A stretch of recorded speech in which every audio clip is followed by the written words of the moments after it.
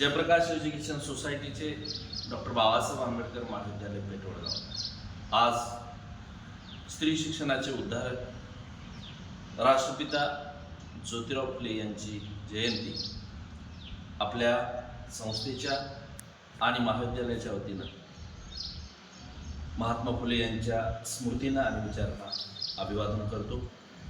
या कार्यक्रमासाठी उपस्थित महाविद्यालयाचे प्रभारी ओएस गुरुकुले सर, कुंभार सर, राकेश आणि आपण सर्व, मी आपल्या सर्वांच्या वतीनं महात्मा फुले यांच्या स्मृतींना विनम्र अभिवादन करतो। विद्येविना मती गेली, मतीविना गती गेली, गतीविना वित्त गेले, वित्ताविना शूद्र खचले, आणि इतके अनर्थ एका अविद्येने केले। हा मूलमंत्र आपल्या सर्वांना ज्ञात आहे किंवा आपल्या सर्वांना माहिती आहे।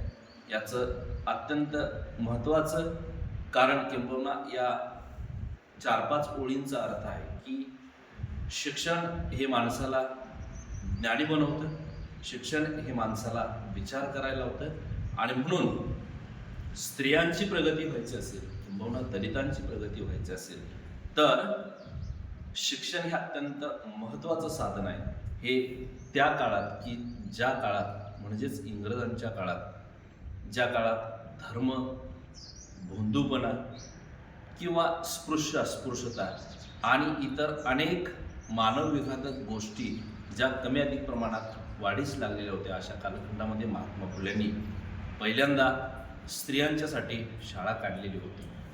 दरम्यानच्या काळात खूप विरोध झाला की दलितांसाठी, अस्पृश्यांसाठी आणि स्त्रियांच्यासाठी हा शाळा काढतो आहे म्हणून। अगदी घरातून सुद्धा महात्मा फुलेंना विरोध झालेला होता। मात्र या विरोधाला न जुमानता महात्मा फुलेंनी स्त्री शिक्षणाचा जो एक पायंडा पाडायचं ठरवलेलं होतं किंबहुना स्त्री शिक्षणाची मुहूर्तमेढ रोवून इथल्या दलित आणि स्त्रियांना सुधारण्यासाठी एका मुख्य प्रवाहात आणण्याचं ठरवलं होतं। ते त्यांचं जे आव्हान होतं, ते आव्हान अगदी सावित्रीमाईंच्या सहकार्यानं ते पेलवलं। सावित्रीमाईंच्या सहकार्यानं पेलवलं म्हणण्याचं कारण असं की स्त्रियांना शिकवायचं कोण, म्हणजे दरम्यानच्या कालखंडामध्ये स्त्रियांना घरातून बाहेर काढणं सुद्धा अत्यंत विघातक असं पद्धतीचं समजलं जायचं। म्हणजे स्त्रीला गुलामीत ठेवल्या गेलेल्या अवस्थेमध्ये स्त्रियांना शिकवायचं कोण हा प्रश्न ज्यावेळी त्यांना निर्माण झाला त्यावेळी स्वतः सावित्रीमाईंना महात्मा फुलेंनी शिक्षण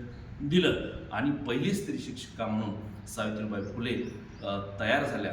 आपल्या सर्वांना ज्ञात आहे की सावित्रीमाईंना कोणकोणत्या त्रासाला सामोरं जावं लागलं, म्हणजे दगडगोटे खाणं, शिकण खाणं वगैरे वगैरे या सगळ्या गोष्टींना सावित्रीमाई सामोरे गेलेले आहेत। मात्र फातिमा शेख आणि मुक्ता साळवे या 2 दरम्यानच्या कालखंडामध्ये मुलींचा विचार केला तर तिथून पुढं स्त्री शिक्षणाचा एक वेगळ्या पद्धतीचा प्रवाह वाढीस लागलेला दिसून येतो। आणि आता जी स्त्रियांची अत्यंत विकासात्मक अवस्था आहे यासाठी कारणीभूत ठरलं हे दाम्पत्य। दुसरं अत्यंत महत्त्वाची गोष्ट म्हणजे डॉक्टर बाबासाहेब आंबेडकर महाविद्यालय हे आपल्या महाविद्यालयाला नाव आहे। तर बाबासाहेबांनी आपल्या आयुष्यामध्ये 3 गुरु मानलेले होते, संत कबीर,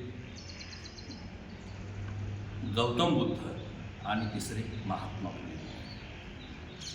ज्या महामानवाचा संपूर्ण जगामध्ये एक विद्वान म्हणून नोंद होते, अशा विद्वानाने महात्मा फुलेंना आपला गुरु मानणं आणि एक वेगळ्या पद्धतीनं महात्मा फुलेंची विचारसरणी अंमलात आणून आपल्या जीवन पद्धतीचा प्रवास करणं हेही अत्यंत महत्त्वाचं आहे असं आपल्याला लक्षात येईल।